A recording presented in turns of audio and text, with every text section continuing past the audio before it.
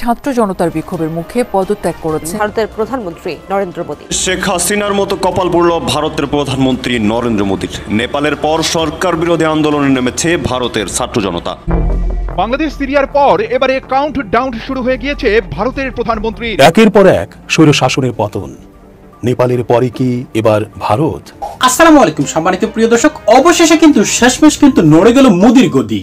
হ্যাঁ দর্শক, বাংলাদেশ, শ্রীলঙ্কা এবং নেপালের পর এবার কিন্তু ক্ষমতাচ্যুত হচ্ছেন কিন্তু ভারতের প্রধানমন্ত্রী নরেন্দ্র মোদী। একের পর এক আন্দোলনে উত্তাল পুরো ভারতবর্ষ। তাদের দাবি একটাই, মোদির পদত্যাগ। তবে কি হাসিনার মতোই পালাতে হবে এই বিতর্কিত প্রধানমন্ত্রী নরেন্দ্র মোদীকে?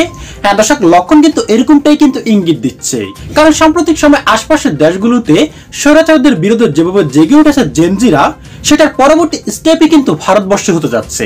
তাই দর্শক, আপনার কাছে বিশেষ করে অনুরোধ থাকবে আমাদের আজকের এই খুবই গুরুত্বপূর্ণ ভিডিওটি একটু স্কিপ না করে একেবারে সম্পূর্ণ দেখলেই কিন্তু আজকের বিস্তারিত নিউজটি ভালো করে বুঝতে পারবেন আপনি, এবং আরো জানতে পারবেন মোদির বর্তমান অবস্থা কি এবং সে কবে নাগাদ দেশ ছেড়ে পালাবেন।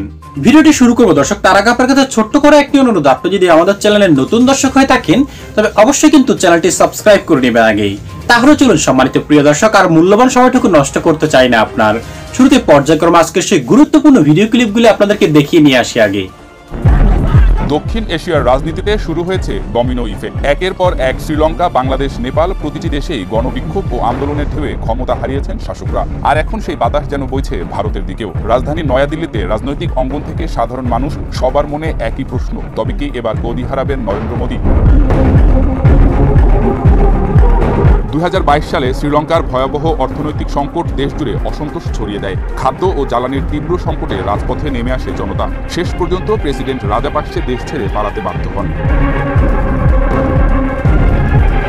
এরপর 2024 সালে বাংলাদেশ ছাত্র আন্দোলন দ্রুত রূপ নেয় বিশাল গণবিক্ষোভে। সরকারের কঠোর দমননীতি সত্ত্বেও রাজপথের আন্দোলনে শেষ পর্যন্ত ক্ষমতা হারান সাবেক প্রধানমন্ত্রী হাসিনা। সবশেষে 2025 সালে নেপাল সামাজিক যোগাযোগ মাধ্যম বন্ধের মতো ইস্যুতে মুহূর্তেই স্ফুলিঙ্গ ছড়িয়ে যায় দেশ জুড়ে। প্রধানমন্ত্রী কেপি শর্মা ওলি বিক্ষোভের মুখে গোপনে দেশ ছাড়তে বাধ্য হন। কেউ বলছেন তিনি ভারতে আশ্রয় নিয়েছেন, কেউ বলছেন দুবাইতে।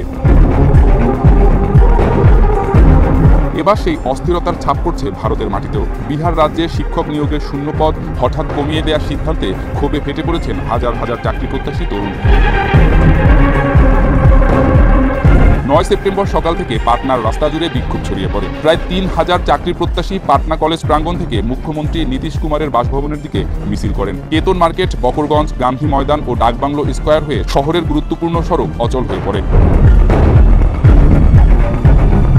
বিক্ষোভকারীরা বলছেন, সরকার প্রতিশ্রুত 1,20,000 শিক্ষক নিয়োগের বিজ্ঞপ্তি প্রকাশ না করলে এই আন্দোলন আরো বড় আকার ধারণ করবে। একের পর এক প্রতিশ্রুতি ভঙ্গ করে রাজ্য সরকার তরুণ প্রজন্মের সঙ্গে বিশ্বাসঘাতকতা করছে বলেও অভিযোগ করেন তারা।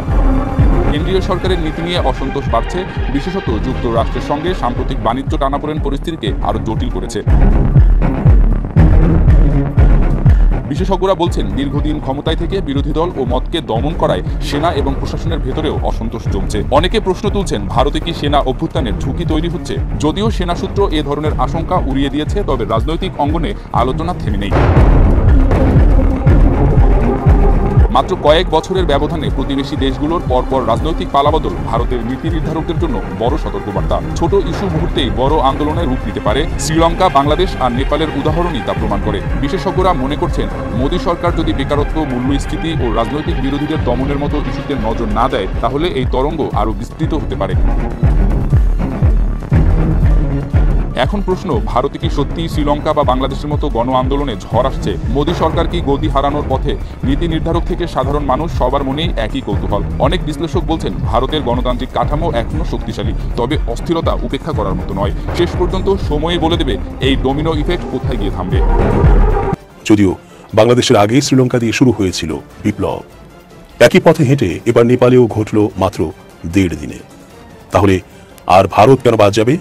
সেখানে মোদী সরকার হিন্দুত্ববাদী রাষ্ট্র কায়েম করে যে স্বৈর শাসন চালাচ্ছেন, তাতে এই শাসন ব্যবস্থারও অবসান দরকার। বাংলাদেশের পরপরই সে দেশে ইন্টার্ন ডাক্তারকে ধর্ষণ সহ আরও কিছু অব্যাহত ধর্ষণের ঘটনায় মোদী সরকারের প্রায় পতন হয় অবস্থা। কিন্তু যে বসন্তের ফুল আবারও ফুটতে শুরু করেছে, এবার কি ভারতের বর্তমান শাসন ব্যবস্থা টিকে থাকতে পারবে? সংখ্যালঘু নির্যাতন সহ মুসলমানদের উপর যে জুলুম নির্যাতন করা হচ্ছে, তা ভারতের ইতিহাসের সকল শাসন ব্যবস্থাকে ছাড়িয়ে গেছে। এবার মোদির অন্তরেও ভয় ঢুকে গেছে। কখন জানি যে নজিরা তাকে উলঙ্গ করে রাস্তায় দৌড়ানি দেয়।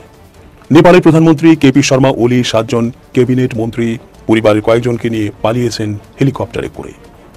শেষ খবর পাওয়া পর্যন্ত হয় ভারত, না হলে দুবাইয়ে আশ্রয় নেবেন। দেখা যাক। ওদিকে অর্থমন্ত্রীকে রাস্তায় পকেটমারের মতো ফেলে পেটানো হয়েছে। কেপি শর্মা ওলির বাড়িতে আগুন লাগানো হয়েছে। মন্ত্রীদের বাড়ি জ্বলছে। নেপালি কংগ্রেসের দপ্তরে আগুন লাগানো হয়েছে। এমনকি মাওবাদী কমিউনিস্ট নেতা প্রচণ্ডের বাড়িও আক্রান্ত হয়েছে।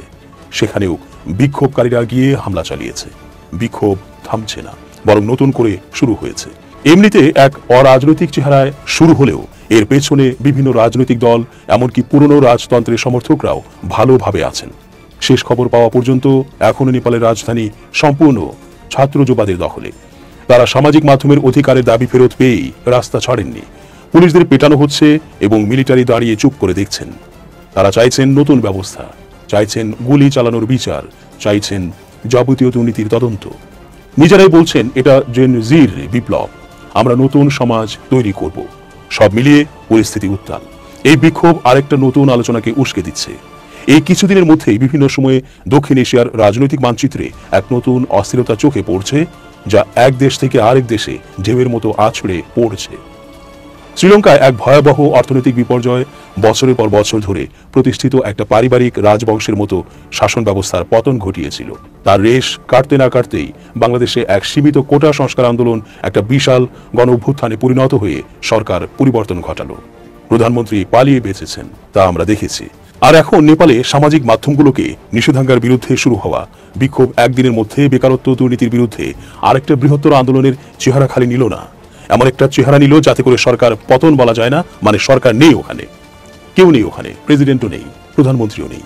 কাজে খুব স্বাভাবিক প্রশ্ন হলো, এই গণবিক্ষোভের ঢেউ কি এবার ভারতেও আছড়ে পড়বে? গণবিক্ষোভ যদি 4 ধার জুড়ে হয়, তাহলে ভারতে কেন আছড়ে পড়বে না?